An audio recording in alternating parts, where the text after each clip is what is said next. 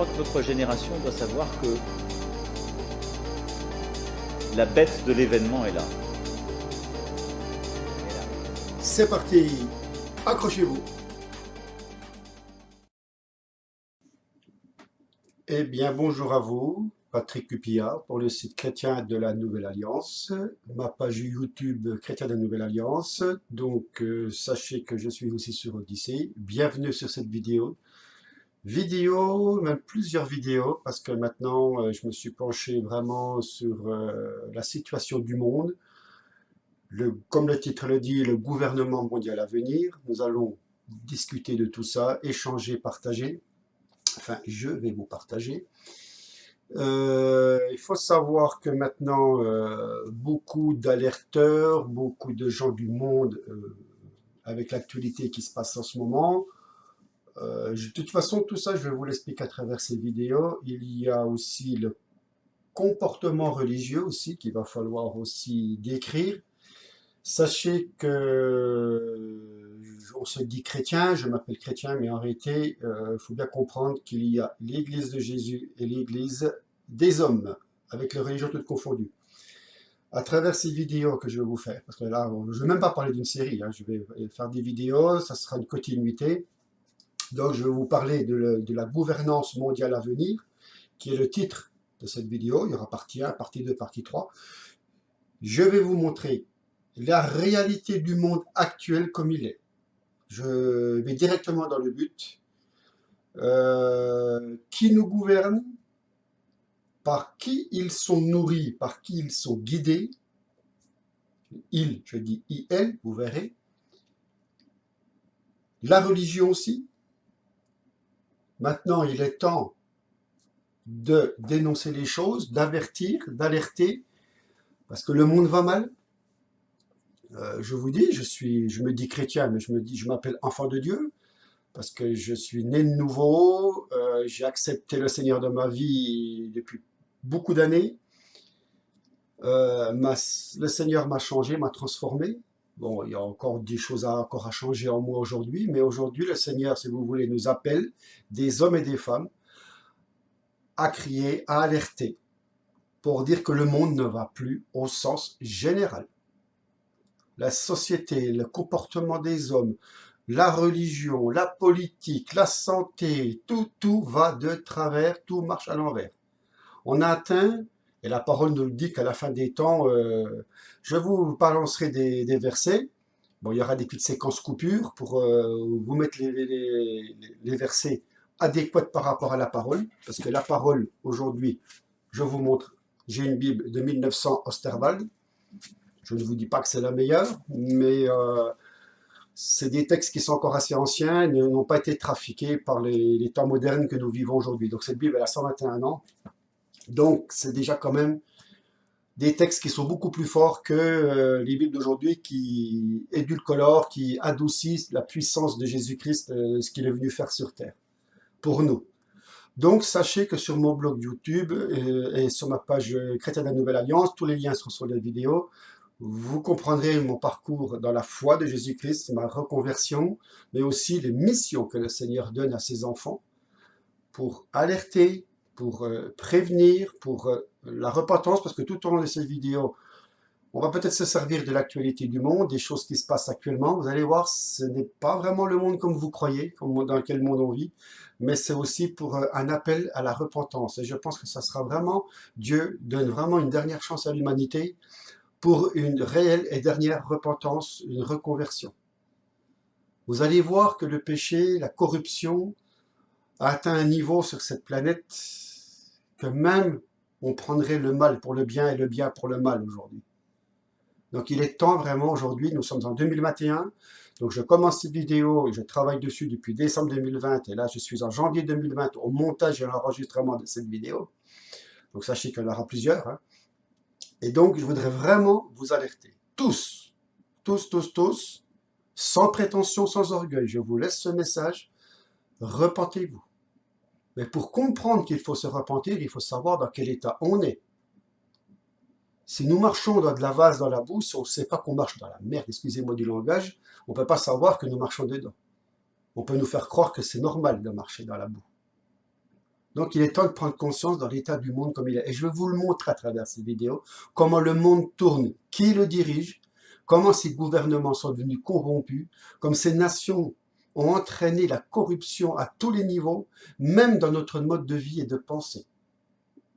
Donc il est urgent de se remettre en question, de vous dire où j'en suis aujourd'hui dans la société, dans ma famille, dans mes engagements politiques, dans mes engagements religieux.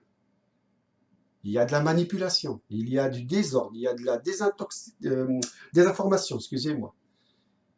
Il y a beaucoup de doctrines, du confinement. Vous allez comprendre pourquoi je dis ce mot à travers cette vidéo.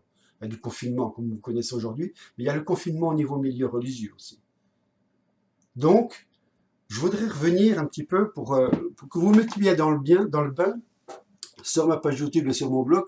Je vais vous montrer. J'ai fait la vidéo qui s'appelle « Annonce pour les non-croyants et sceptiques ». Donc je recommande d'aller déjà la voir, cette vidéo, avant de continuer. Donc prenez conscience que ce travail se fait chronologiquement. Ensuite, je vous ai fait la vidéo qui dirige le monde et comment. Donc là, je commence à rentrer vraiment dans le sujet. Mais là, à partir de cette vidéo, on va dire que c'est la partie 3, si vous voulez. Donc ça s'appellera « Le gouvernement mondial à venir », partie 1. Mais c'est pour vous expliquer aussi l'état du monde. Donc je vais vous montrer ce qui se passe. On sait des choses, mais on les ignore, on se cache. Mais il y a des choses horribles sur cette planète. Enfin, sur cette planète, sur la façon comme les hommes vivent dans leur société. Et donc, pour commencer, je vous enverrai des petites séquences vidéo, montage, des écrits. On s'appuiera sur la parole. Donc tout ça, ça sera du montage. Je vais faire ça parce que ça sera un travail qui sera très long. Il y aura des heures et des heures et des heures de messages. Donc j'essaierai de ne pas faire des séquences trop longues. Ça sera en continuité. Et donc nous allons commencer par parler de la bête. Vous avez déjà entendu parler de la bête. Écoutez ceci. Je crois que notre génération doit savoir que la bête de l'événement est là. Et elle arrive. Donc vous avez entendu, la bête arrive. Qu'est-ce que la bête? Et donc, je vais déjà essayer de vous expliquer un petit peu la bête dans le langage biblique. Je parle de la Bible au niveau de Dieu, au niveau de Jésus-Christ. Je ne parle pas du Jésus dans les religions, je parle du Jésus de la Bible, Fils de Dieu. Donc, la bête, qui est décrit donc dans Apocalypse 6, Apocalypse 6 au verset 8, qui dit: j'avais oublié de vous dire le rôle de la bête dans Apocalypse 6 au verset 8 que je vous lis. Et je regardai et je vis paraître un cheval de couleur pâle. Et celui qui était monté dessus se nommait la mort. Et le sépulcre le suivait, et le pouvoir leur fut donné sur la 4e partie de la terre pour faire mourir les hommes par l'épée, par la famine, par la mortalité et par les bêtes sauvages de la terre. Donc ça, c'est un passage qui m'a toujours touché, qui m'a toujours interpellé. Au chapitre 11, verset 7. Et quand ils auront achevé de rendre leur témoignage, la bête qui monte de l'abîme leur fera la guerre. Elle les vaincra, elle les tuera. Et leurs corps morts demeureront étendus dans les places de la grande cité, qui est appelée spirituellement Sodome et Égypte, où notre Seigneur a été crucifié. Vous voyez bien que dans la Bible, on parle de la bête, et qu'il va se passer des choses. C'est biblique, c'est prophétique. Au chapitre 13, verset 1, et on peut même lire le 13 en entier. Donc Apocalypse, chapitre 13, donc on va lire en entier. Alors je vis monter de la mer une bête qui avait 7 têtes et 10 cornes. Et sur ses cornes 10 diadèmes, et sur ses têtes un nom de blasphème. Et la bête que je vis ressemblait à un léopard. Ses pieds étaient comme les pieds d'un ours, et sa gueule comme la gueule d'un lion. Et le dragon lui donna sa force, et son trône, et un grand pouvoir. Et je vis l'une de ses têtes comme blessée à mort, mais cette plaie mortelle fut guérie. Et toute la terre, étant dans l'admiration, suivit la bête, et on adora le dragon qui avait donné son pouvoir à la bête. On adora aussi la bête en disant: qui est semblable à la bête et qui pourra combattre contre elle? Et on lui donna une bouche qui prononçait des discours pleins d'orgueil et des blasphèmes. Et on lui donna le pouvoir de faire la guerre pendant 42 mois. Et elle ouvrit la bouche pour blasphémer contre Dieu, pour blasphémer contre son nom et son tabernacle, et contre ceux qui habitent dans le ciel. Elle reçut aussi le pouvoir de faire la guerre aux saints et de les vaincre. On lui donna encore la puissance sur toute tribu, sur toute langue et sur toute nation. Nouvel ordre mondial, ça sent là. Hein. Et tous les habitants de la terre, dont les noms n'ont pas été écrits dès la création du monde, dans le livre de la vie de l'agneau qui a été immolé, l'adorèrent. Donc vous voyez qu'il y a des gens qui vont être séduits. Si quelqu'un a des oreilles, qu'il écoute. Si quelqu'un mène en captivité, il ira lui-même en captivité. Attention, toutes ces personnes qui nous dirigent, ce qu'ils font, ce qu'ils nous font. Et si quelqu'un tue avec l'épée, il faut qu'il périsse lui-même par l'épée. C'est ici qu'est la patience et la foi des saints. Verset 11, « Puis je vis une autre bête, montée de la terre, qui avait 2 cornes semblables à celles de l'agneau, mais elle parlait comme le dragon. Et elle exerçait toute la puissance de la première bête en sa présence.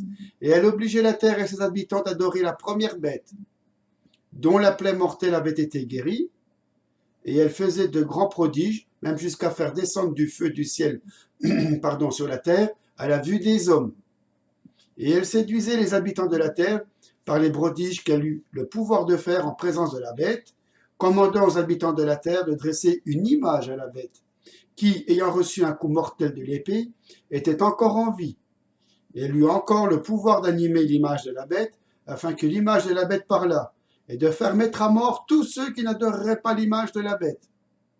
Et elle obligeait tous les hommes, petits et grands, riches et pauvres, libres et esclaves, de prendre une marque à la main droite ou au front, et personne ne pouvait acheter ni vendre que celui qui avait la marque, ou le nom de la bête, ou le nombre de son nom. C'est ici qu'est la sagesse, que celui qui a de l'intelligence compte le nombre de la bête, car c'est un nombre d'hommes, et son nombre est 666. On reviendra sur ce passage du chapitre 13 vous allez le comprendre.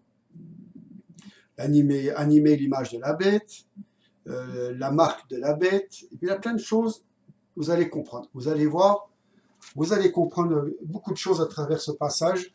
Vous allez comprendre ce passage aussi à travers ce qui va être dit dans la suite. Vous avez la marque de la bête au chapitre 16, verset 2. Apocalypse 16 au verset 2. Et le premier ange s'en alla et versa sa coupe sur la terre. Et les hommes qui avaient la marque de la bête et ceux qui adoraient son image furent frappés d'un ulcère malin et dangereux. Voilà encore un passage où on parle de la bête et de la marque de la bête. Vous allez voir, vous allez comprendre par la suite. Voilà déjà ce qu'on peut déjà parler de la bête dans la Bible. Et on va creuser tout ceci. Donc il faut comprendre que le monde est dirigé par la bête et on peut dire que c'est Satan. Satan, après une déduction que j'en ai faite à travers mon parcours depuis 20 ans derrière ma reconversion, qui est exprimée sur le site Chrétien de la Nouvelle Alliance, Satan, moi je pense que c'est un nom au niveau fonction. Je pense qu'il y a beaucoup d'anges déchus qui sont derrière. Et il y a des noms qui reviennent assez souvent qui s'appellent Azazel et bien d'autres, qui sont mentionnés dans la Bible, dans l'Ancienne Alliance. Donc il faut savoir qu'il y a une entité maléfique, satanique, qui est sur la terre. Et pour ceci, j'ai fait une vidéo qui s'appelle, sur ma page YouTube, vous la retrouvez, ça s'appelle « Le monde avant et depuis Adam ». Allez-y. Faites une pause et allez voir cette vidéo. Vous allez comprendre sur le plan spirituel, sur le plan de Dieu, ce qui s'est bien passé il y a très longtemps. Pour comprendre que la bête qu'on décrit aujourd'hui, le système, on va dire l'antichrist, Satan, ou les anges déchus, vous allez comprendre à travers cette vidéo. Je ne vais pas me remettre des séquences ici parce que ça va être trop long. Je préfère que vous allez chercher vous-même, qu'il faut que vous fassiez votre propre travail. Donc allez sur cette vidéo qui s'appelle « Le monde avant et depuis Adam ». Vous la retrouverez sur mon blog, sur ma page YouTube et sur le blog.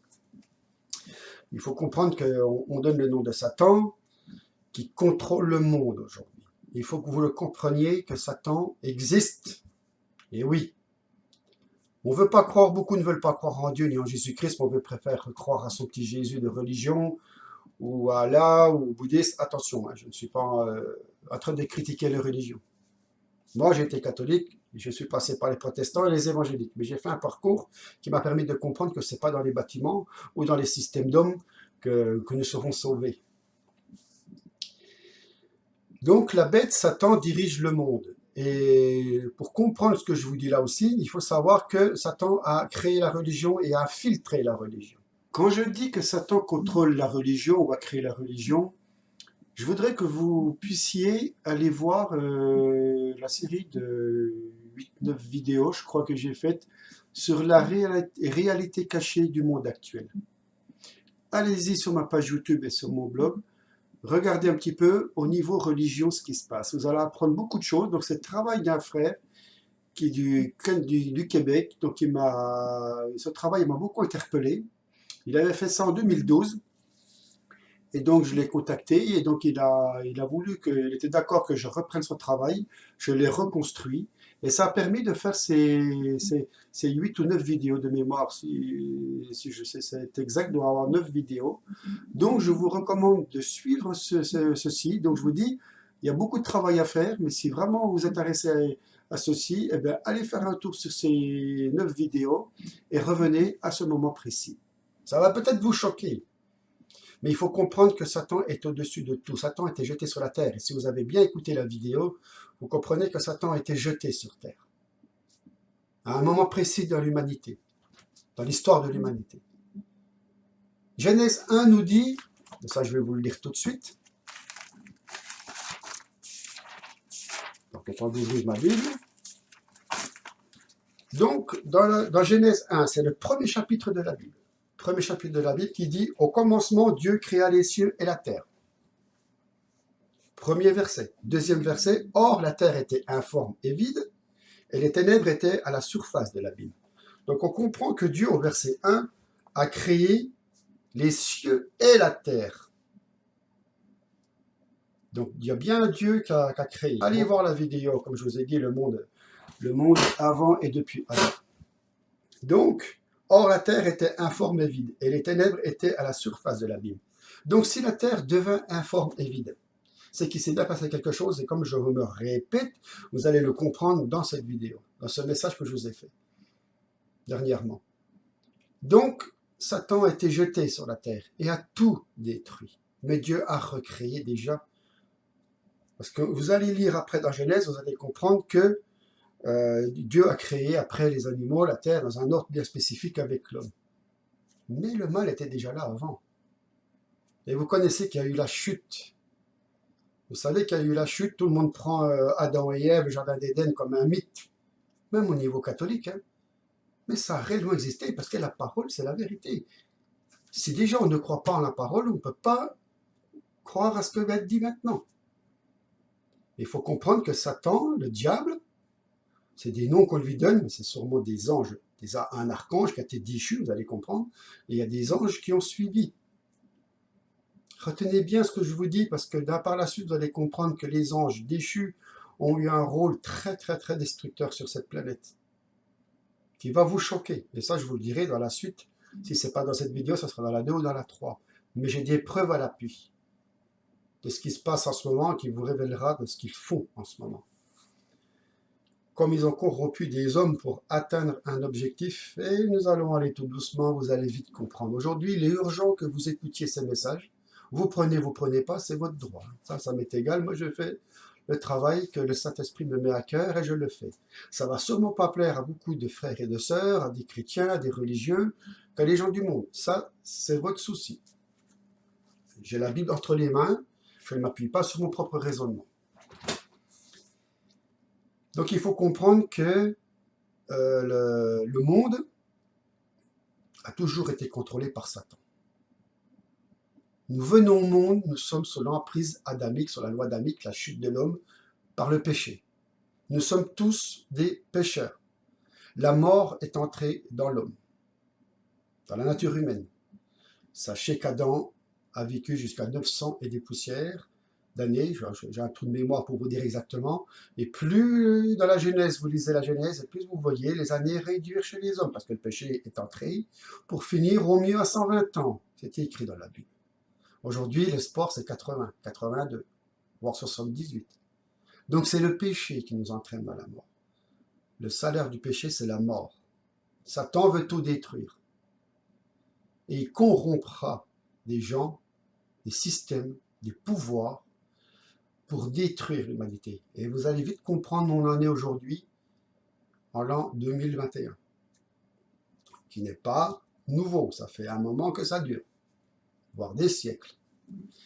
Et donc, la bête, Satan, tout ça, a toujours contrôlé le monde. Et ça, il faut que vous le sachiez. A toujours contrôlé le monde, a toujours contrôlé les hommes à l'encontre de Dieu.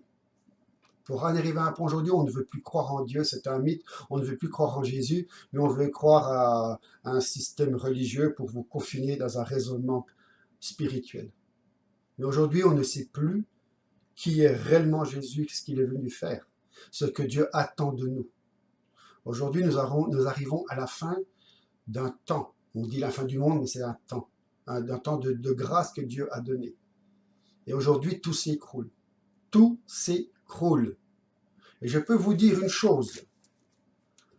J'ai fait beaucoup de travail de suivi sur ces fameux alerteurs que nous voyons sur Internet aujourd'hui. Et je peux vous dire qu'il y a une grande manipulation et il faut que vous fassiez très très très attention.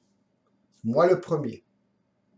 On a tendance des fois à croire que le Seigneur va agir à travers des hommes et des femmes pour essayer de nous sortir de ce système aujourd'hui qui est dirigé par la bête, qui est dirigé par Satan, qui est dirigé par un monde corrompu. Une élite, la franc-maçonnerie, les Illuminati, on va pas rentrer dans les détails, beaucoup l'expliquent ceci. Il faut comprendre que on en arrive à un point de non-retour. Mais attention, il y a un danger, comme je vous l'ai dit, à travers tous ces alerteurs, à travers tout ça, attention, tous ne sont pas de vrais alerteurs, parce que je voudrais vous faire comprendre la manipulation aujourd'hui de ce système là où ils veulent nous amener. Et je voudrais vous expliquer ceci, vous apporter ceci pour que vous compreniez où on va. Après, il y aura un choix à prendre. Soit vous accepterez ce système de gouvernement mondial, le système antichrist et satanique, ou soit vous accepterez la réelle conversion à Jésus-Christ. Mais vous ne pourrez pas appartenir à un système religieux et croire que vous allez être sauvé. Ça, il en est hors de question. Il faut arrêter de croire parce que vous êtes dans une église, dans une mosquée, ou dans une salle chez un frère, chez une personne, que vous allez sauver en faisant ces choses-là. Non. Aujourd'hui, on en arrive à un point où il va falloir prendre une décision, une position. Soit vous marchez dans le système, et ça je vais vous l'expliquer que nous tous nous marchons dans ce système, nous le nourrissons et nous creusons notre propre force. Ou soit vous acceptez réellement une réelle conversion. Et c'est le but de ces messages que je voudrais faire aujourd'hui, à partir de maintenant, à travers ces vidéos, c'est pour vous expliquer, pour vous montrer qu'il y aura vraiment une réelle conversion et qu'il va falloir vraiment vous pencher sur la parole de Dieu, pas sur un système d'hommes. Il est urgent. Sauvez vos âmes. Parce que ce qui va arriver ne sera pas la joie et le bonheur, comme on veut vous le faire croire à travers certains alerteurs qui vous promettent merveilles et lumière, comment s'en sortir. Attention, je vais vous envoyer une vidéo qui va commencer à vous expliquer un petit peu la manipulation où ils veulent nous amener. Je vais vous envoyer déjà cette séquence et après je reviens après. Imaginez un monde globalisé, une planète sous étroite surveillance, où les hommes sont programmés, formatés, conditionnés pour accepter leur servitude. Un monde de la désinformation, du mensonge généralisé, où 2 et 2 font 5, où la liberté n'est plus qu'une illusion. La réalité d'aujourd'hui est en passe de rejoindre la fiction d'hier. Il y a plus de 70 ans, 2 écrivains ont été les premiers à lancer l'alerte. 2 Anglais visionnaires, Aldous Huxley et George Orwell, auteur des 2 chefs-d'œuvre du roman d'anticipation, Le meilleur des mondes et 1984. Dans Le meilleur des mondes, Aldous Huxley décrit, dans un Londres futuriste, une civilisation des loisirs, futile et hédoniste, gouvernée par les technosciences. De l'autre côté de la Tamise, George Orwell imagine dans 1984 des citoyens travailleurs placés sous l'œil et la botte de Big Brother, privés de toute liberté. Et nous, à l'heure du triomphe des biotechnologies, des mass-médias et des réseaux sociaux, sur quelle rive risque-t-on d'échouer? Orwell ou Huxley?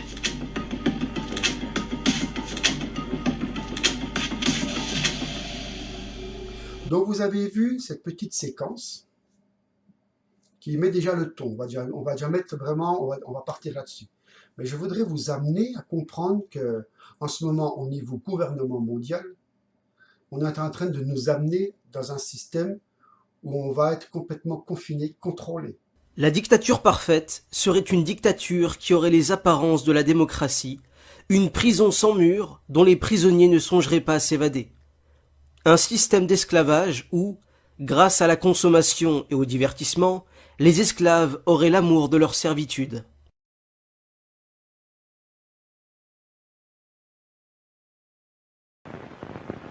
This is Aldous Huxley, a man haunted by a vision of hell on earth.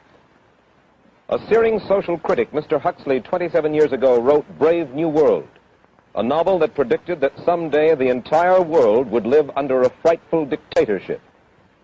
Today, Mr. Huxley says that his fictional world of horror is probably just around the corner for all of us. We'll find out why in a moment. Good evening, I'm Mike Wallace. Tonight's guest, Aldous Huxley, is a man of letters, as disturbing as he is distinguished. Born in England, now a resident of California, Mr. Huxley has written some of the most electric novels and social criticism of this century.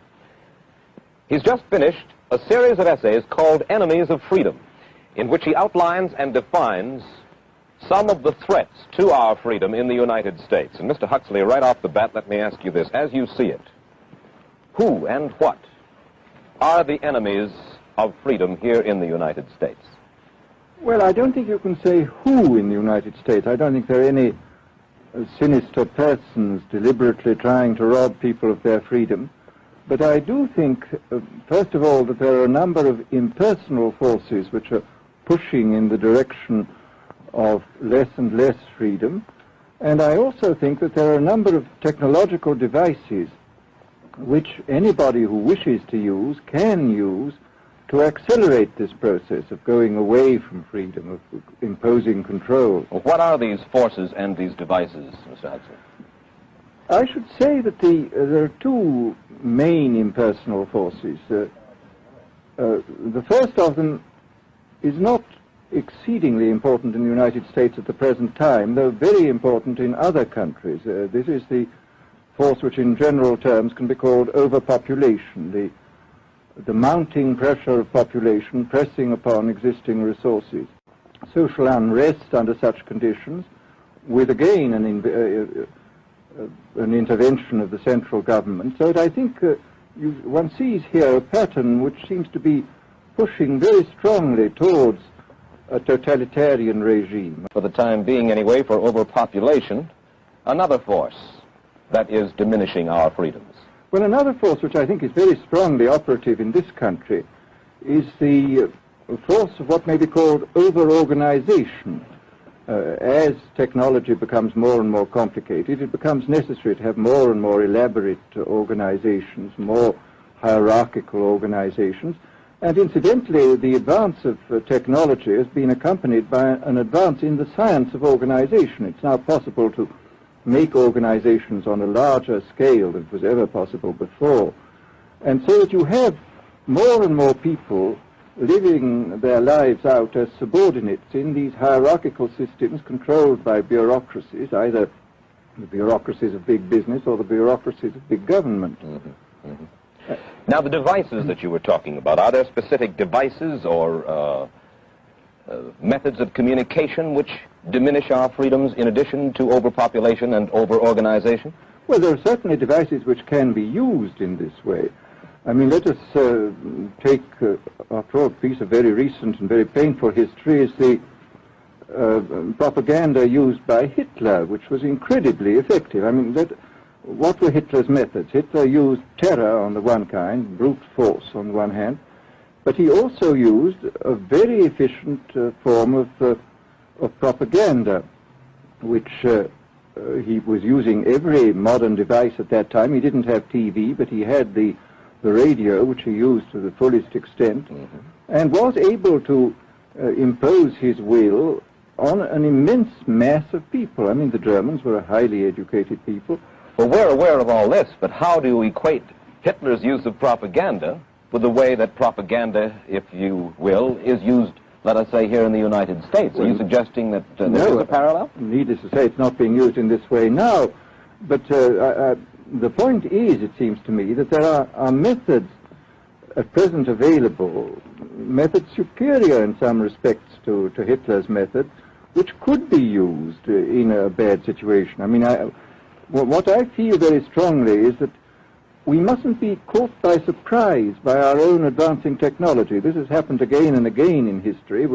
Technology has advanced, and this changes social conditions, and suddenly people have found themselves in a situation which they didn't foresee and doing all sorts of things they didn't really want to do. Well, now, what do you mean? Do you mean that we develop our television, but we don't know how to use it correctly? Is that the point that you're making? Well, at present, the television, I think, is being used quite harmlessly. It's being used, I think, I would feel it's being used too much to distract everybody all the time. But, I mean, imagine, which must be the situation in all communist countries, where the television, where it exists, is always saying the same thing the whole time. It's always driving along. It's not creating a wide front of distraction. It's creating a one-pointed drumming in of a single idea all the time. It's obviously an immensely powerful instrument. So you're talking about the potential misuse of the instrument. Exactly. We have, after all technology is in itself morally neutral. These are just powers which can either be used well or ill. It's the same thing with atomic energy. We can either use it to blow ourselves up, or we can use it as a substitute for the coal and the oil which are running out. You've even written about the use of drugs in this light. Well, now, this is a very interesting subject. I mean, in this book that you mentioned, this book of mine, Brave New World, I postulated a substance called Soma, which was a very versatile drug. It would make people feel happy in small doses. It would make them see visions in medium doses, and it would send them to sleep in large doses. Now, I think what is going to happen in the future is the dictators will find, as the old saying goes, that you can do everything with bayonets except sit on them. That if you want to preserve your power indefinitely, you have to get the consent of the ruled. And this they will do partly by drugs, as I foresaw in Brave New World, partly by these new techniques of propaganda. They will do it by bypassing the sort of rational side of man and appealing to his subconscious and his deeper emotions and his physiology even, and so making him actually love his slavery. I mean, I think this is the danger, that actually people may be in some ways happy under the new regime, but they will be happy in a situation where they oughtn't to be happy. But let me ask you this. You're talking about a world that could take place within the confines of a totalitarian state. Let's become more immediate, more urgent about it. We believe, anyway, that we live in democracy here in the United States. Do you believe that this brave new world that you talk about could, let's say in the next quarter century, the next century, could come here to our shores? I think it could. I mean, that's why I feel it's so extremely important here and now to start thinking about these problems, not to let ourselves be taken by surprise by the new advances in technology. You write in Enemies of Freedom, you write specifically about the United States. You say this, writing about American political campaigns. You say, all that is needed is money and a candidate who can be coached to look sincere. Political principles and plans for specific action have come to lose most of their importance. The personality of the candidate, the way he is projected by the advertising experts, are the things that really matter. Well, this is, during the last campaign, there was a great deal of this kind of statement by the advertising managers of the campaign parties, this idea that the candidates had to be merchandised as though they were soap or toothpaste, and that you had to depend entirely on the personality. I mean, the personality is important, but there are certainly people with an extremely amiable personality, particularly on TV, who might not necessarily be very good in positions of political trust. In your writing, particularly in Enemies of Freedom, you attack Madison Avenue, which controls most of our television and radio, advertising, newspaper advertising, and so forth. Why do you consistently attack the advertising agency? Well, no, I think that advertisement plays a very necessary role, but the danger, it seems to me, in a democracy is this. I mean, what does a democracy depend on? A democracy depends on the individual voter making an intelligent and rational choice for what he regards as his enlightened self-interest in any given circumstance. But what these people are doing, I mean, what both for their particular purposes, for selling goods, and the dictatorial propagandists are doing, is to try to bypass the rational side of man and to appeal directly to these unconscious forces below the surface, so that you are, in a way, making nonsense of the whole democratic procedure, which is based on conscious choice on rational grounds. In an age of accelerating overpopulation, of accelerating overorganization, and ever more efficient means of mass communication, how can we preserve the integrity and reassert the value of the human individual? You put the question. Now here's your chance to answer it, Mr. Huxley. Well, this is obviously, first of all, it's a question of education. I think it's terribly important to insist on individual values. I mean, there is a tendency, as you probably read a book by White, The Organization Man, a very interesting, valuable book, I think, where he speaks about the new type of group morality, group ethic, which speaks about the group as though the group was somehow more important than the individual. But this seems, as far as I'm concerned, to be in contradiction with what we know about the genetical makeup of human beings, that every human being is unique. And it is, of course, on this genetical basis that the whole idea of the value of freedom is based. And I think it's extremely important for us to stress this in all our educational life. And I would say it's also very important to teach people to be on their guard against the sort of verbal booby traps into which they're always being led, to analyze the kind of things that are said to them. Well, I think there is this whole educational side, and I think there are many more things that one could do to strengthen people and to make them more aware of what was being done. Mr. Huxley, let me ask you this, quite seriously. Is freedom necessary? As far as I'm concerned, it is, yes. Why? Is it necessary for a productive society? Yes, I should say it is. I mean, a genuinely productive society. I mean, I think you could produce plenty of goods without much freedom, but I think the whole sort of creative life of man is ultimately impossible without a considerable measure of individual freedom, that initiative, creation, all these things which we value, and I think value properly, are impossible without a large measure of freedom. Well, Soviet Russia, it is strong and getting stronger economically, militarily. At the same time, it's developing its art forms pretty well. It seems not unnecessarily to squelch the creative urge among its people, and yet it is not a free society. It's not a free society, but here is something very interesting, that those members of the society, like the scientists, who are doing the creative work, are given far more freedom than anybody else. I mean, it's a privileged aristocratic society in which, provided that they don't poke their noses into political affairs, these people are given a great deal of prestige, a considerable amount of freedom, and a lot of money. Is a people on the whole with very little freedom, but with an oligarchy on top, enjoying a considerable measure of freedom and a very high standard of living. And the people down below, the epsilons down below, enjoying very little. So then, perhaps we should investigate further the possibility of the establishment of that kind of a society, where the drones work for the queen bees up above, Well, but yes, but I must say I still believe in democracy. If we can make the best of the creative activities of the people on top, plus those of the people on the bottom, so much the better. Donc là, vous avez vu ce petit morceau que j'ai mis tout de suite pour que vous puissiez comprendre, que vous puissiez voir. Donc vous voyez que c'est pas nouveau, c'est pas de maintenant. Ça faisait, comme je vous disais tout à l'heure, c'était déjà préparé depuis un certain temps. Donc je vais continuer à laisser filer la vidéo et on va reprendre où j'ai coupé.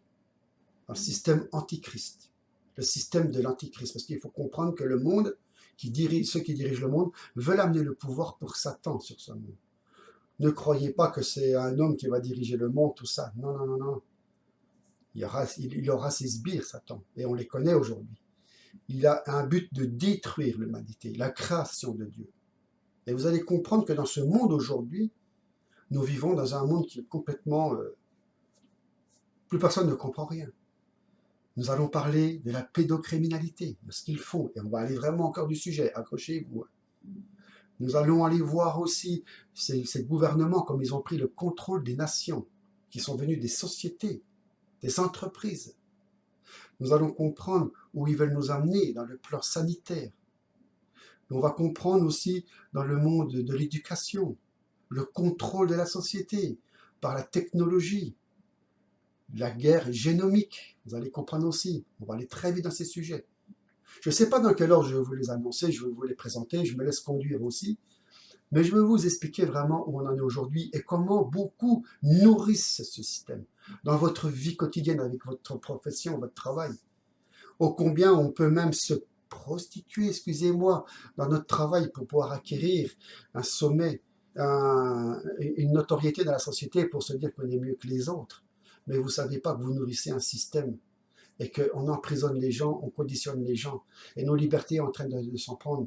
On est fliqué de partout, on contrôle tout, et on envoie ces petites sbires venir prendre toutes les collectes chez nous. Attention, je ne juge personne, mais nous commençons depuis le président de la République jusqu'au maire des petites communes. Mais vous ne comprenez pas que nous vivons dans un monde de collabos. Tout le monde se dénonce pour quoi que ce soit, tout le monde surveille tout, tout le monde est en train de dénoncer quoi que ce soit. Ils viennent chercher tous, le moindre litre d'eau que vous consommez, tout le monde le sait, comment vous consommez l'électricité, comment vous mangez, ce que vous avez en lecture, en film, en toutes sortes de choses, mais ils savent tout sur vous. Et tout ça, qui sait qui le fait marcher, ce système?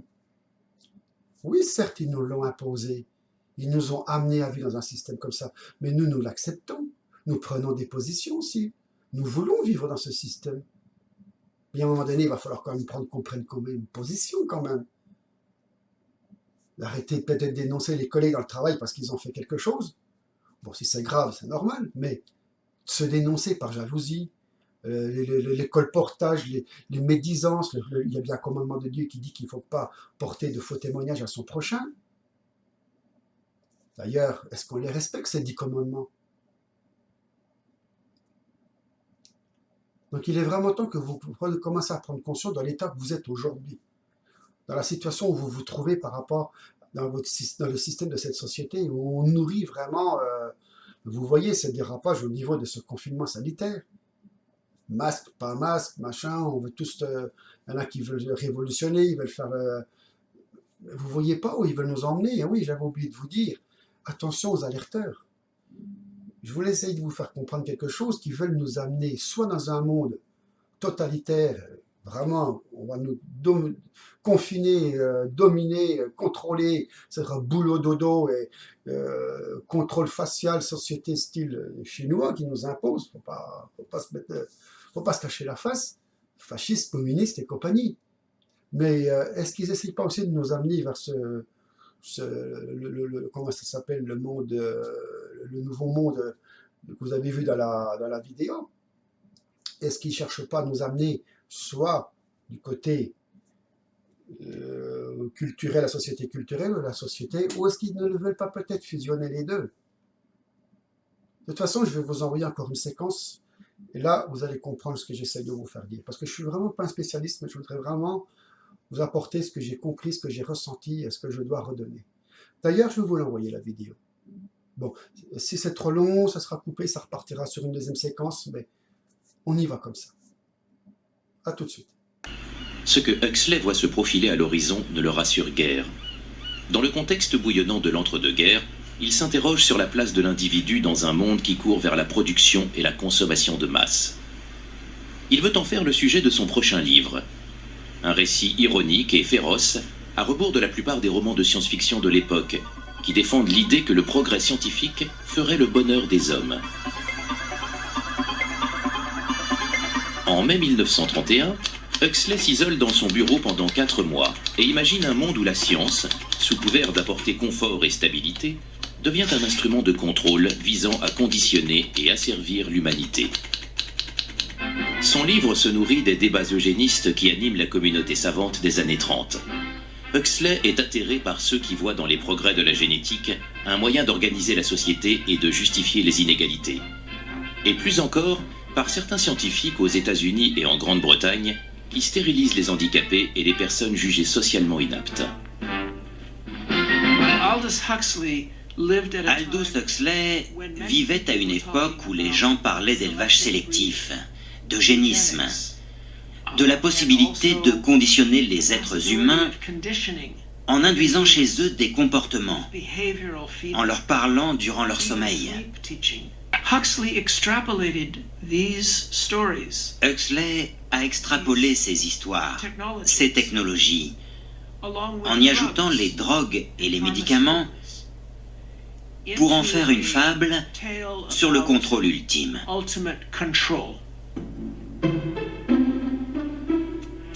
Le monde est stable à présent. Les gens sont heureux. Ils obtiennent ce qu'ils veulent et ils ne veulent jamais ce qu'ils ne peuvent obtenir. Ils sont à l'aise, ils sont en sécurité, ils ne sont jamais malades, ils n'ont pas peur de la mort.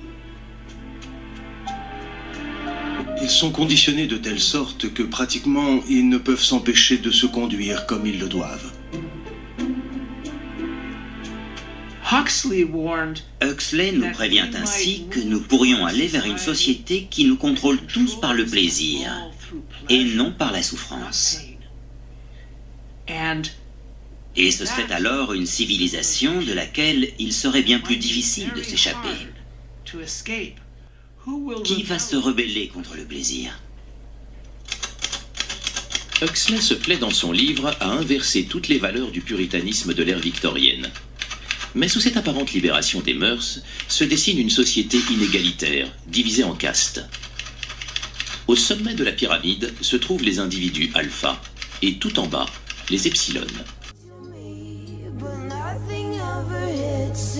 People talk to me and all the voices just burn hole. I'm going this way. This is the start of how it all ends. They used to shout my name, now they whisper it. I'm speeding up, and this is the red, orange, yellow flicker beat sparking up my heart. We're at the start. The colors disappear. I never watched the stars. There's so much down here. So I just try keep up with the red, orange, yellow flicker beat sparking up my heart. I dream of... Son héros, Bernard Marx, est le seul à opposer une résistance à ce conformisme de masse. Une indépendance d'esprit qui s'explique par un accident lors de sa conception. Bernard Marx, c'est un alpha, et même un alpha plus, donc c'est quelqu'un qui a des capacités cérébrales très importantes, mais malencontreusement, au moment où on le conditionnait, le bruit court que des gouttes d'alcool se seraient échappées dans son sang, et du coup, il est petit, catastrophe, il est moricaud, il n'est pas beau gosse. Et comme il n'est pas beau gosse, il a beau être un alpha plus, ce n'est pas un mâle dominant. Et comme ce n'est pas un mâle dominant, il n'a pas accès à toutes les femelles qui l'enthousiasmeraient, et ça crée chez lui une profonde frustration. Il se sentait un paria, et se sentant un paria, il se conduisait comme tel. Chose qui à son tour accroissait le sentiment qu'il éprouvait d'être étranger et solitaire. Bernard Marx tente de séduire la belle Lénina. Il l'emmène dans une réserve naturelle, loin du meilleur des mondes. Au cours de leur escapade, le couple rencontre un individu qui a échappé à toute forme de conditionnement. John, dit le sauvage. Et donc il va ramener ce sauvage, comme au temps d'ailleurs de l'Amérique, et les colonies ont ramené des sauvages à la cour d'Angleterre pour les faire voir. Donc il va ramener ce sauvage et il va se faire un vaste succès médiatique et érotique du même coup. J'ai eu 6 femmes la semaine dernière, confia Bernard Marx. Une lundi, 2 mardi, encore 2 vendredi et une samedi. Et si j'en avais eu le temps ou le désir, il y en avait encore une douzaine au moins qui ne demandaient pas mieux. Dans un magazine, Huxley avait dit ne pas être intéressé par le monde des plaisirs. Il trouvait cela ennuyeux. Mais je pense que c'est contredit par ce que nous savons de sa vie. Il vivait dans des relations parfois très compliquées avec sa femme Maria, qui était bisexuelle. Et elle lui trouvait souvent des maîtresses. Dire qu'à l'époque, dans l'Angleterre des années 20, ce n'était pas conventionnel, c'est un euphémisme. À sa publication en 1932, Le meilleur des mondes est ovationné par la critique. Mais plusieurs pays comme l'Irlande et l'Australie y voient une incitation à la débauche et demandent même à ce qu'on brûle les livres. Une polémique qu'Aldous Huxley suit d'un œil amusé depuis sa propriété de la Côte d'Azur. Au même moment, de l'autre côté du Channel, un homme se bat pour survivre. Journaliste dans la dèche, George Orwell explore les bas-fonds de Londres, partage le quotidien des vagabonds, écrit sur leurs conditions de vie. Mais il ne parvient pas à vivre de sa plume et enchaîne les petits boulots.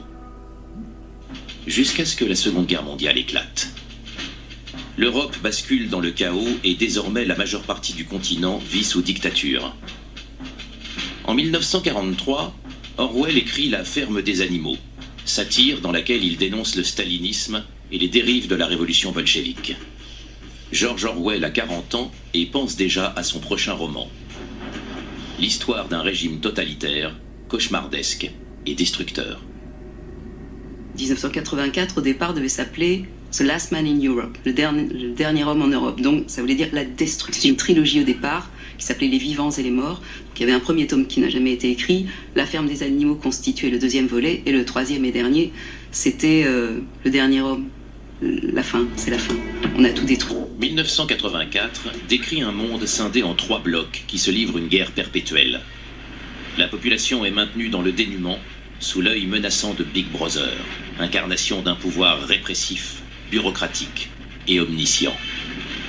Dans ce décor post-apocalyptique, il y a un personnage qui s'appelle Winston, qui a 39 ans, qui a un ulcère variqueux à une jambe, qui est un peu malingre, un peu mal dans sa peau, quelque peu dépressif ou subdépressif, et qui, depuis des années d'un monologue intérieur qui le tourmente, se pose des questions qu'il ne devrait pas se poser. Ce n'est pas un dissident, ce n'est pas un révolutionnaire, comment le pourrait-il? C'est un inadéquat. Ainsi commence l'histoire. Il était vrai que Winston ne se souvenait de rien qui fût très différent. À aucune époque dont il put se souvenir avec précision, il n'y avait eu tout à fait assez à manger.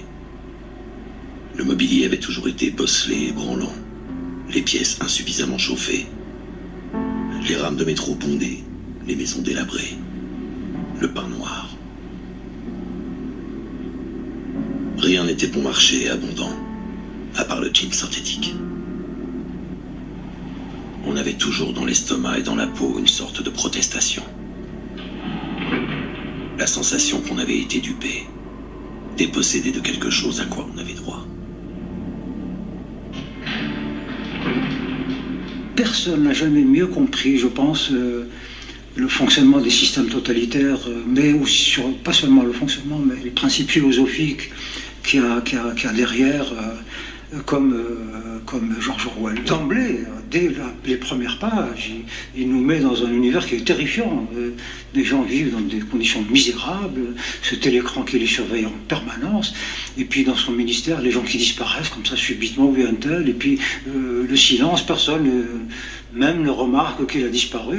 George Orwell nous fait prendre conscience de notre propre peur pour réagir, comme donc un levier pour nous amener à nous révolter, mais absolument. Quand on lit ce roman, il est écrit au scalpel.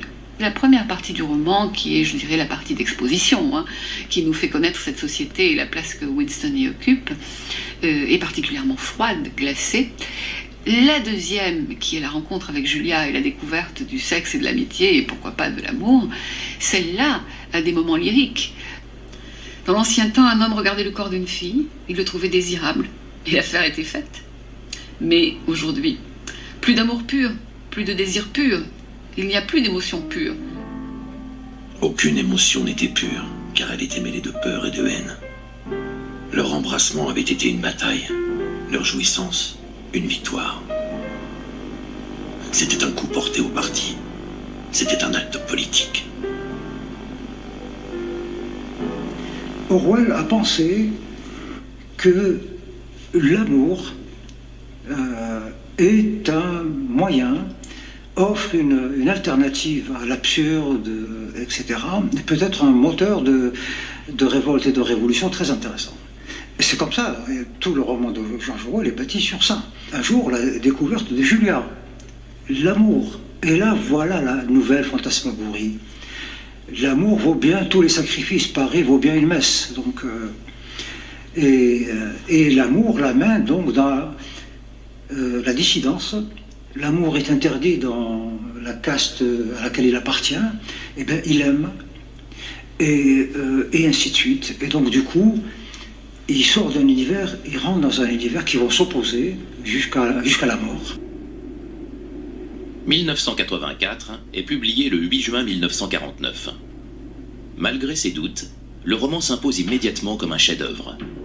Winston Churchill racontera l'avoir lu 2 fois. Et Big Brother deviendra pour des millions de lecteurs la figure ultime du totalitarisme.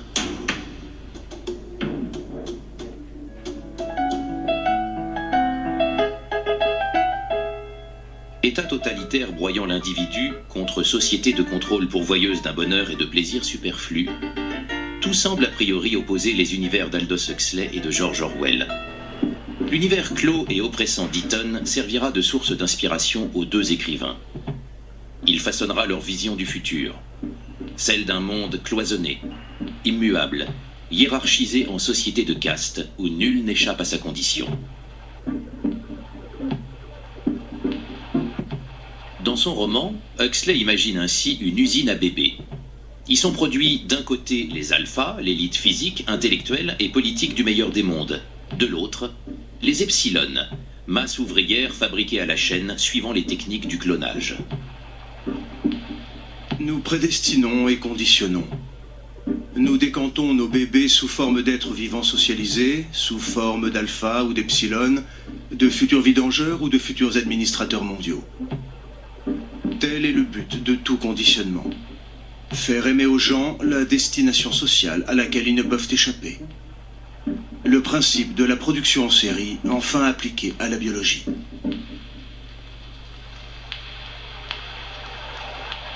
C'est ça, Huxley. Huxley, c'est de dire, voilà, au lieu de vivre mal le déterminisme social qui est inhérent à nos sociétés, ce qui n'est pas totalement faux, on va biologiser l'éthos.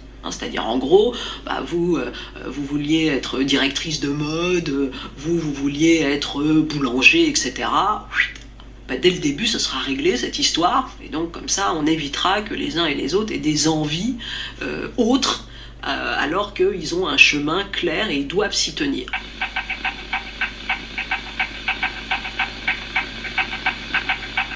Donc ça, effectivement, ça peut être ressenti comme une dystopie délirante ou une utopie, puisque les gens n'auront même plus la possibilité de conscientiser leur servitude volontaire.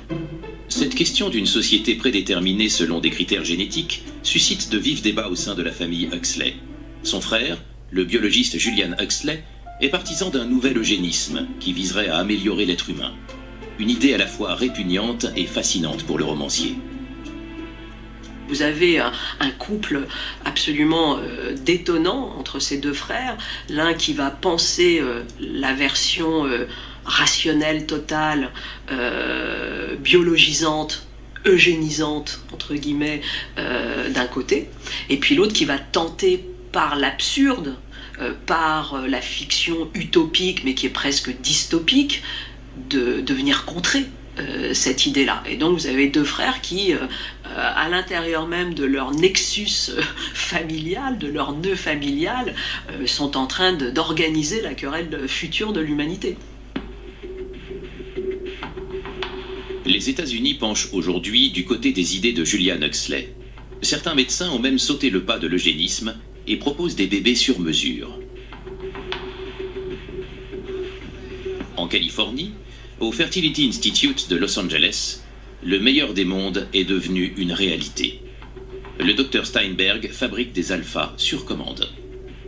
Nous avons actuellement 7000 embryons dans ces cuves, et nous savons tout de chacun d'entre eux, de qui ils viennent, quand ils ont été produits, et où ils iront.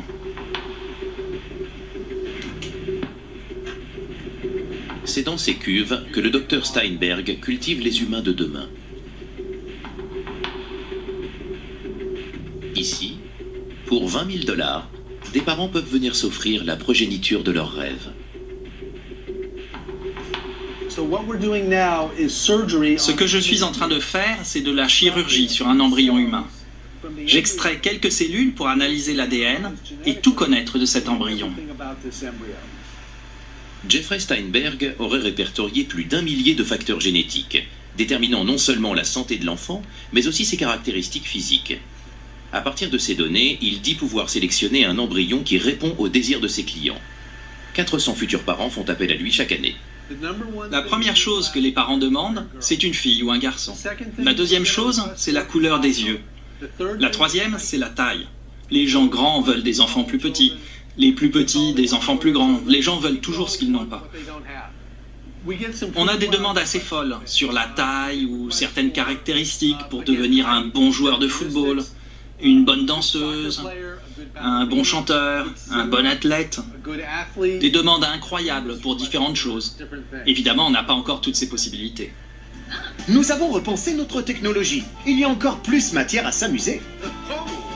La conception d'êtres humains sur mesure représente aujourd'hui un marché colossal. En 2020, la filière devrait rapporter jusqu'à 20 milliards $.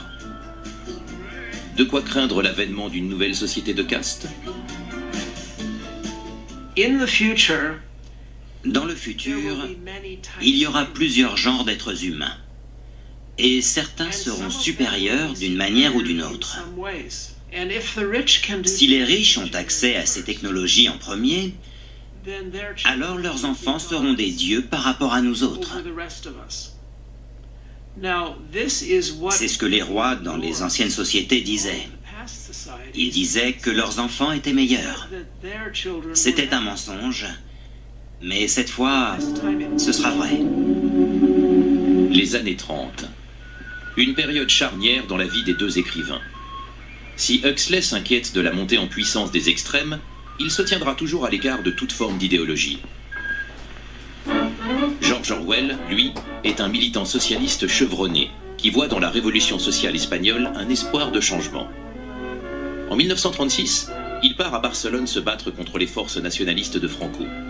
L'écrivain rejoint les rangs du POUM, le Parti ouvrier d'unification marxiste, qu'il décrit comme une sorte de microcosme de la société sans classe. Et ça le ravit, parce que lui qui pensait que c'était pas possible, que la société était irrémédiablement découpée en classes sociales infranchissables, là tout le monde se mélange.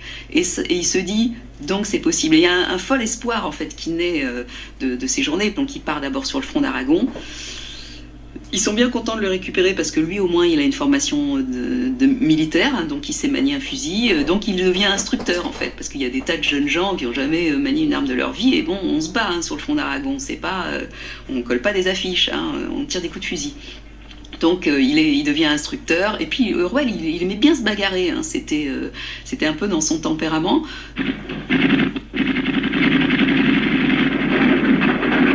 Et là, il est blessé, il prend une balle dans la gorge, alors ça c'est complètement incroyable, une balle lui traverse la gorge.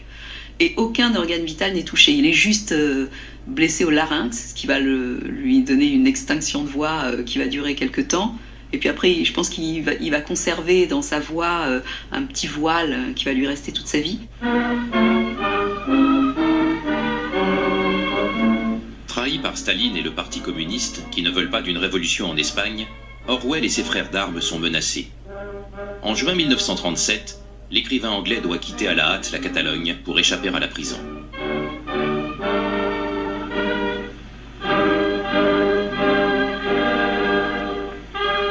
À son retour à Londres début juillet, son rêve d'une révolution fraternelle et libertaire s'effondre quand il découvre les informations mensongères diffusées par la presse communiste.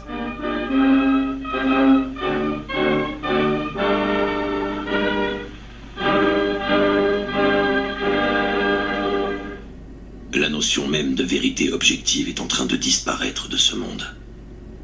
À toute fin utile, le mensonge sera devenu vérité. Les injonctions qu'on trouve dans 1984, la guerre c'est la paix, la liberté c'est l'esclavage, l'ignorance c'est la force, l'amour c'est la haine.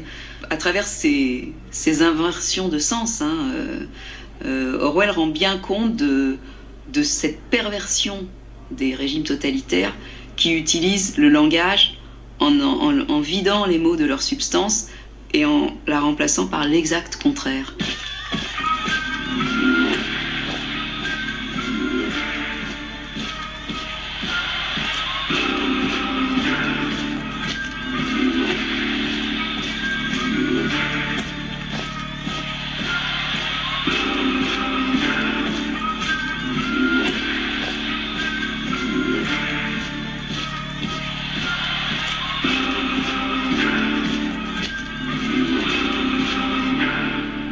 Cette manipulation du langage est commune aux deux romans, tout comme la falsification de l'histoire. S'inspirant du ministère de l'Information du Royaume-Uni, où travaillait son épouse, Orwell invente dans 1984 un ministère de la vérité, qui s'occupe de tronquer l'information. Son héros, Winston Smith, y travaille, et a pour tâche de réécrire les faits historiques pour qu'ils correspondent à la ligne perpétuellement changeante du parti. Cela pénétrait votre crâne, frappait contre votre cerveau, vous effrayait jusqu'à vous faire renier vos croyances. Le parti vous disait de rejeter le témoignage de vos yeux et de vos oreilles. Rejeter le témoignage de ses yeux. Une idée reprise quasiment mot pour mot et parfaitement assumée par Donald Trump à Kansas City, dans un discours face aux vétérans américains. Et rappelez-vous juste, ce que vous voyez et ce que vous lisez n'est pas la réalité. Ce qu'il dit dans ce discours incroyable, c'est que vous ne pouvez croire personne. Vous ne pouvez croire que moi. Je suis Big Brother. Je suis votre seul ami. C'est tout droit sorti de 1984. Phelim McMahon est le directeur du Human Rights Center de Berkeley, la crème des universités californiennes. Chaque année, il forme plus de 100 étudiants à débusquer la vérité dans le flot ininterrompu d'informations contradictoires et mensongères qui se déversent aujourd'hui sur la planète. Orwell craignait ceux qui nous priveraient d'informations. Huxley craignait ceux qui nous donneraient tellement d'informations que nous serions réduits à la passivité et à l'égoïsme. Dans un monde, vous avez des gens qui veulent éliminer les faits. Dans l'autre monde, un système qui dit que les faits ne comptent pas. On voit aujourd'hui ces deux mondes dans le discours des gens au pouvoir. Ils essaient de nous dire que les faits ne comptent pas, en même temps qu'ils nous disent qu'il n'y a pas de faits.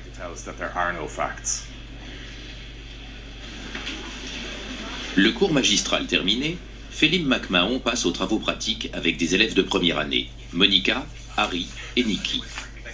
Il leur montre comment les mécanismes de propagande les plus grossiers sont toujours d'actualité. Je vais vous montrer une vidéo. Ce n'est pas un fake. Il s'agit de sources de confiance. We are extremely proud of the quality, balanced journalism that CBS 4 News produces. But the sharing of biased and false news has become all too common on social media. More alarmingly, some media outlets are true without checking facts first. Sur des dizaines de chaînes de télévision locales de Sinclair Broadcast, géant des médias américains, des journalistes ont répété, durant plusieurs semaines, un monologue dicté par leur patron, étroitement lié à l'administration de Donald Trump. Un exercice de propagande vu par 38% des ménages américains. This is extremely dangerous to our democracy. This is extremely dangerous to our democracy. Guys. Bon, les amis, je vous demande, qu'en pensez-vous? Nikki, Harry, Monica, dites-moi. Moi, je me demande pourquoi ça s'est produit sur des chaînes d'information locales. Pourquoi est-ce qu'on leur a fait répéter ça là? Parce que ces chaînes d'information sont accessibles à chaque foyer et que tout le monde regarde les infos locales? Politiquement parlant, la manipulation de l'information est plus importante que jamais pour garder le pouvoir. La tactique est de désorienter les gens, de leur faire refuser la vérité qu'ils voient pourtant de leurs propres yeux. Le rapport des politiques à la langue aujourd'hui, il est... Alors encore une fois, je vais être trop caricatural, et donc je m'en excuse déjà, mais il est assez désastreux. Qu'est-ce qui fait la démocratie? Qu'est-ce qui fait l'état de droit? C'est précisément un rapport préservé à la qualité de la parole. Pourquoi? Parce que l'état de droit considère que le premier outil de régulation dans la démocratie, c'est la parole. C'est pas la violence. Et donc la parole, pour qu'elle soit régulatrice, il faut qu'elle soit identifiée comme viable, comme honnête, réaliser le pouvoir performatif de la parole.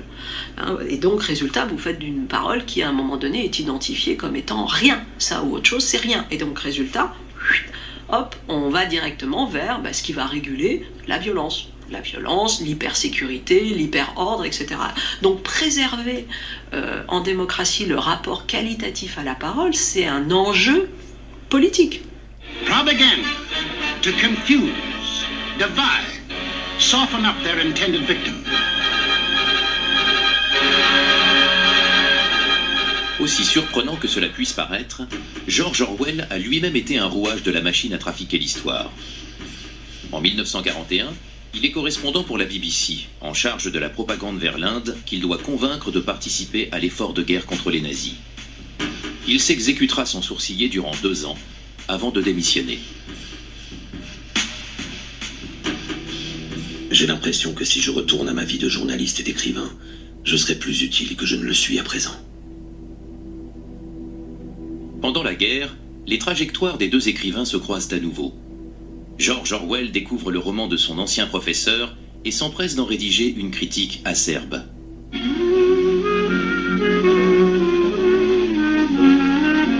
Le meilleur des mondes de M. Aldous Huxley était une bonne caricature de l'utopie hédoniste. Le genre d'événement qui semblait possible et même imminent avant l'apparition d'Hitler, mais qui n'avait aucun rapport avec le futur tel qu'il se dessine.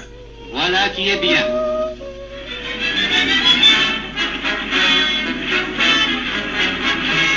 Ce vers quoi nous nous dirigeons en ce moment ressemble davantage à l'Inquisition espagnole, ou probablement bien pire, grâce à la police secrète. Il y a très peu de chances d'y échapper à moins de pouvoir rétablir la croyance en la fraternité entre humains.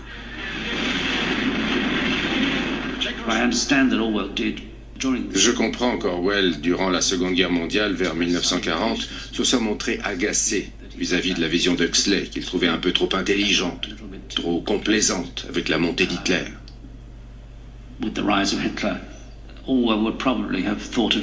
Il considérait Huxley comme un intellectuel enfermé dans sa tour d'ivoire. Huxley ne prend pas la peine de répondre. Ce qui n'empêchera pas Orwell de lui faire parvenir un exemplaire de son roman 1984. Espère-t-il le convaincre du bien fondé de sa vision? Aldous Huxley reçoit le livre de son ancien élève en Californie, où il vit depuis 1937. Cette fois, il adresse une lettre à Orwell.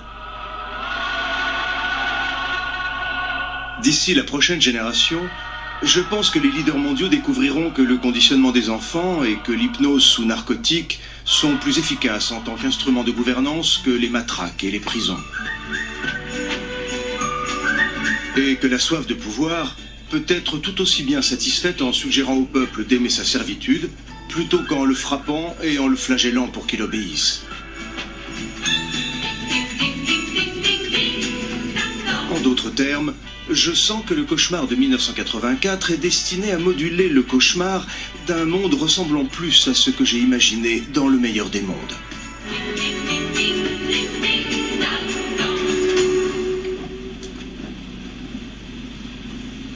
jamais les deux auteurs ne parviendront à trouver un terrain d'entente. George Orwell aura juste le temps de lire la réponse d'Huxley avant de mourir à 46 ans, moins d'un an après la parution de 1984. Comment vous avez commencé à écrire? L'ancien professeur de français cherchera à s'extraire du consumérisme ambiant, à sa manière. Vous avez fait une expérience assez troublante. Vous avez pris une dose de mescaline pour expérimenter les effets de cette drogue sur l'esprit, sur la conscience. J'ai pris la mescaline 1 ou 2 fois et puis l'acide lysergique 2 ou 3 fois avec plusieurs médecins et physiologistes.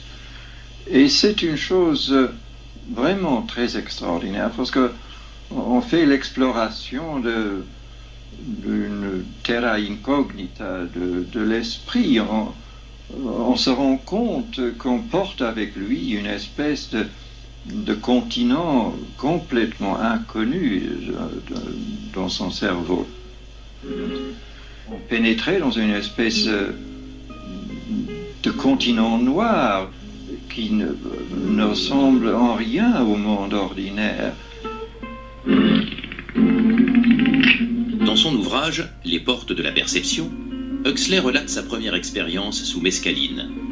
Lui, l'aristocrate anglais, devient du même coup l'une des icônes de la Beat Generation et du mouvement hippie. Jim Morrison baptisera son groupe de rock The Doors en hommage au titre du livre.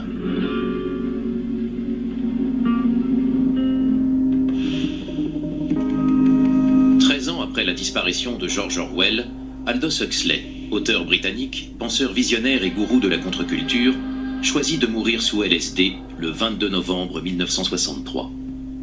Il sait qu'il ne gagnera pas contre le cancer de la gorge qui le ronge depuis 3 ans. This is a sad time for all people. We have suffered a loss that cannot be weighed. Mais les cris et les pleurs qui secouent ce jour-là l'Amérique ne sont pas pour lui. Il a eu l'intelligence, la sagesse, de mourir le seul jour où personne ne le remarquerait. Où personne ne remarquerait qu'Aldous Huxley venait de mourir. Il a choisi le 22 novembre 1963. Le jour où John Fitzgerald Kennedy a été tué. Donc, si vous voulez vous échapper de la ville sans que personne ne le remarque, c'est comme ça qu'il faut le faire. 70 ans plus tard, lequel de ces deux auteurs anglais avait-il le mieux anticipé notre monde? Orwell ou Huxley?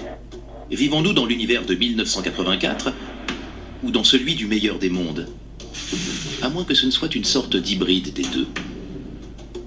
Un pays aujourd'hui se présente comme une parfaite synthèse des deux romans, entre surveillance de masse et société high-tech, entre régime totalitaire et paradis consumériste. La Chine incarne le meilleur des mondes orwelliens. Avec plus d'1 milliard de citoyens cobayes à sa disposition, la Chine est en train de devenir un gigantesque laboratoire d'expérimentation des nouvelles technologies de contrôle. En Chine, il y a le crédit social. Vous avez un certain nombre de points, une note, et celle-ci grimpe si le gouvernement approuve ce que vous faites, ou chute si, par exemple, vous communiquez avec des gens moins bien notés que vous. C'est un instrument très puissant pour vous forcer à obéir et à vous soumettre. Des points en plus sur votre carnet de notes citoyen pour l'achat de produits chinois, de bonnes performances au travail, ou la publication sur un réseau social d'un article vantant les mérites de l'économie nationale. Des points en moins en cas d'opinion politique dissidente, de recherches en ligne suspectes, ou de passages piétons traversés à la hâte. Évidemment, un mauvais bulletin donne lieu à des sanctions. Interdiction d'acheter un billet de train ou d'avion durant 1 an. Impossibilité d'obtenir un prêt, d'accéder à certains services sociaux, ou encore de s'inscrire sur un site de rencontre. On va avoir un mélange Huxley-Orwell avec effectivement d'un côté une société de la carotte, une société de la jouissance, de la consommation, du bien noté, du bon élève, parce que c'est vrai que le crédit social, bon ben ça peut être déficitaire, mais ça peut être aussi excédentaire, donc ça vous donne accès à quantité de petits mini privilèges, et donc vous troquez votre immense liberté pour des tout petits privilèges, narcissiques ou matérialistes, enfin bon. Et puis de l'autre côté, le bâton qui peut être effectivement plutôt orwellien, même si c'est un peu caricatural, en disant voilà, ben, si vous ne faites pas ça, vous êtes immédiatement mis au banc de la société. Et pour que rien n'échappe au régime, 400 millions de caméras à reconnaissance faciale sont en train d'être installées à travers tout le pays. Impossible désormais de se dérober à cet œil tout-puissant plus de 7 minutes. Que vous soyez dans la rue, dans les transports ou chez vous, Big Brother is watching you. Le téléécran captait tous les sons émis par Winston au-dessus d'un chuchotement très bas. Il pouvait être vu aussi bien qu'entendu.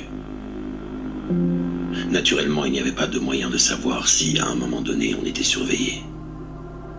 Combien de fois, et suivant quel plan, la police de la pensée se branchait-elle sur une ligne individuelle quelconque? Personne ne pouvait le savoir. Big Brother est obsolète dans sa version verticale.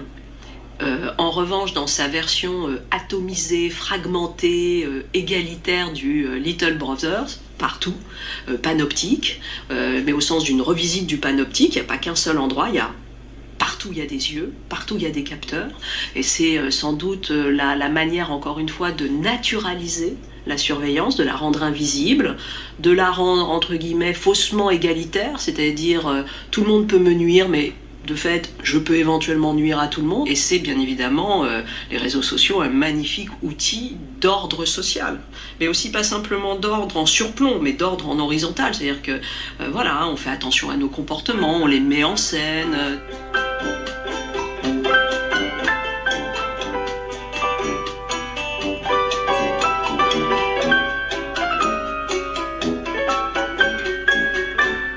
There was a phrase that Huxley Il y avait une phrase que Huxley répétait au sujet de la société moderne, sur comment on nous faisait aimer notre condition d'esclave, comment nous avons l'impression que nous sommes aux manettes alors que nous faisons ce que l'on nous demande. Huxley pensait que nous nous autorisions trop à nous faire manipuler, à penser que nous étions libres alors que nous ne le sommes pas.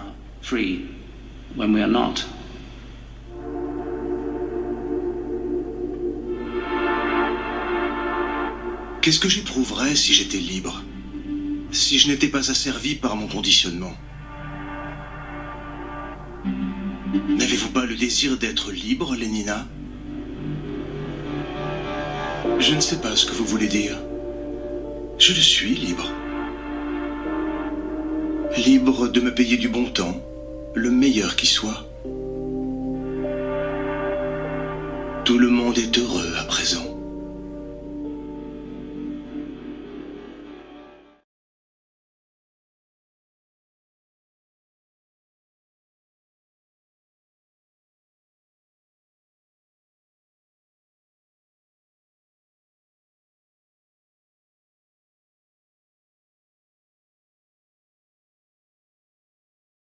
Donc là, nous avons vu à travers cette vidéo, vous avez pu commencer à voir un petit peu ce travail qui a été fait à travers cette vidéo.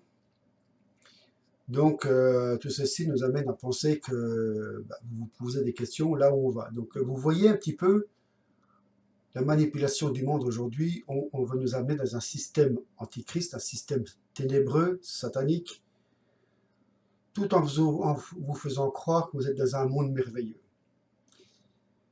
Pour en arriver là, nous voyons aussi le dégât qu'on a amené à créer, qu'ils ont créé dans nos vies, dans nos sociétés, dans nos familles, dans les couples. Mais regardez la destruction.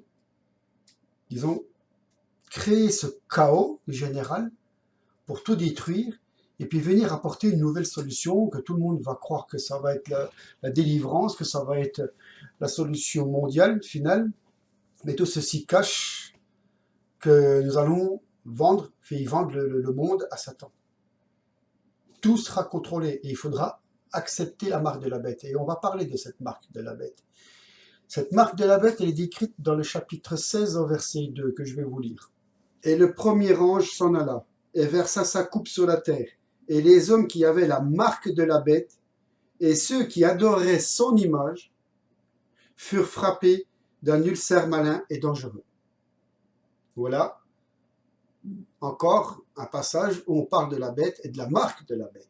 La marque de la bête, il faut aussi comprendre, et ça c'est le sujet le plus lourd que je vais vous partager à travers ces vidéos, que même beaucoup de chrétiens, beaucoup d'hommes qui se disent marcher avec le Seigneur ne comprennent pas, ne savent pas ou ne veulent pas l'accepter pour le peu qui en parlent.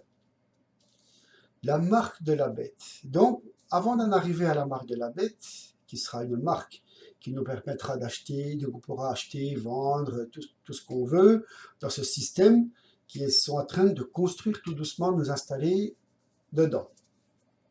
Si nous l'acceptons, nous avons la marque de la bête, mais la parole nous dit que nous ne serons pas sauvés, pour faire simple. Si nous acceptons cette marque, c'est que nous acceptons l'Antichrist. Et là, c'est terminé pour nous. Mais, pour qu'on puisse continuer, on va continuer pour que vous puissiez comprendre, je vais vous envoyer ce travail qui se fait en ce moment, qui est sous nos yeux. Donc, je ne sais pas par où je peux commencer pour vous expliquer ça, mais il va falloir aller directement dans le sujet. La marque de la bête nous parle d'une puce implantable, des systèmes informatiques de contrôle, reconnaissance faciale, les drones, 5G et tout. Mais tout ça, pour vous, c'est un pulse pour l'instant. Vous ne comprenez pas tout où ils veulent en venir.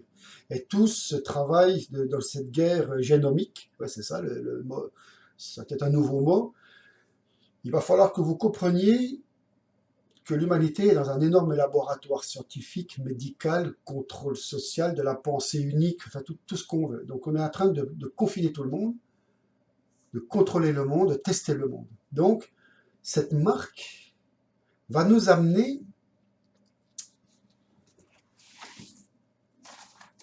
il va falloir que vous écoutiez bien vos oreilles parce que ça va vous choquer. Il va y avoir il se passe en ce moment un travail où on va modifier l'ADN humain. Et vous commencez à en entendre parler un petit peu avec ces vaccins, ARNRS, toutes ces choses-là.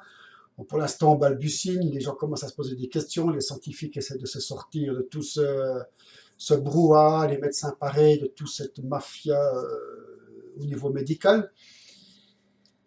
Il faut comprendre qu'ils trafiquent l'ADN, ils trafiquent la modification humaine. Et cette marque de la bête ne sera pas forcément qu'une puce ou un système électronique qui nous contrôlera, mais une modification de l'ADN de l'être humain.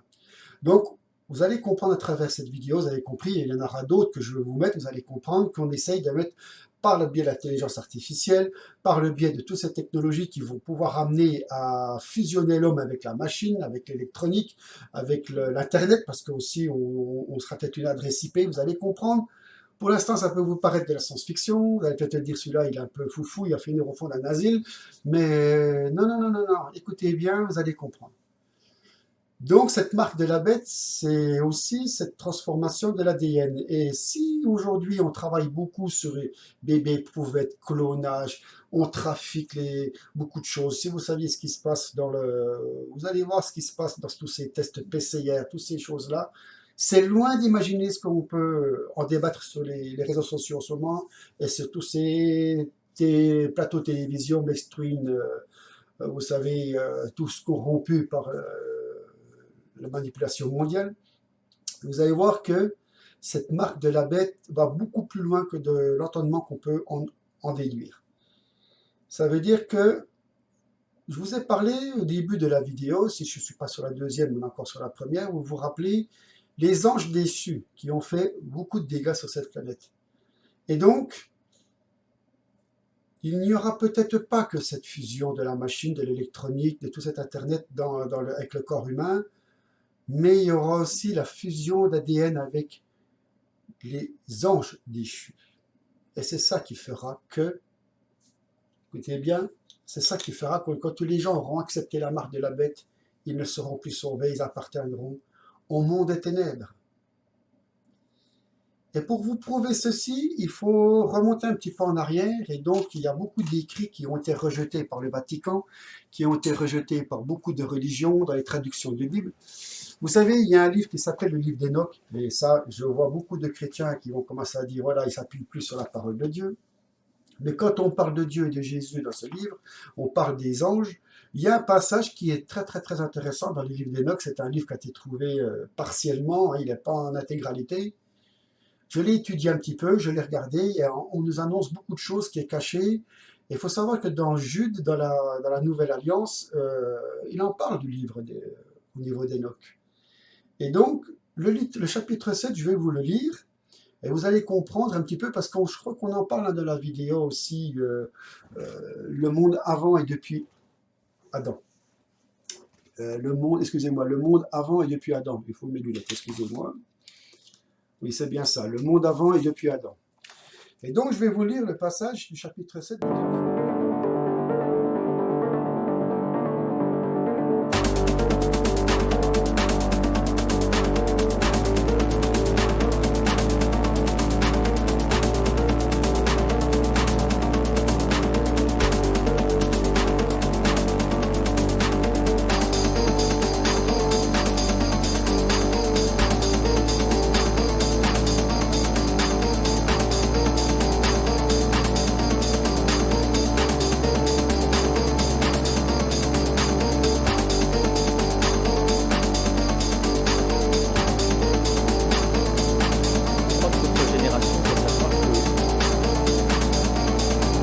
La bête de l'événement est là.